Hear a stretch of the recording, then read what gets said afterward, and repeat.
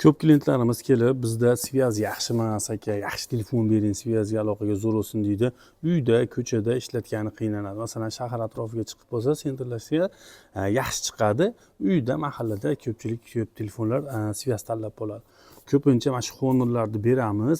Zo'r ishlaydi haqiqatda. Honor'lari svязь tomonlama zo'r. Tem bo'lib oxirgi modellari zo'r chiqyapti. Вообще dahshat. Honor'larimizni X6C'larini ko'ringlar.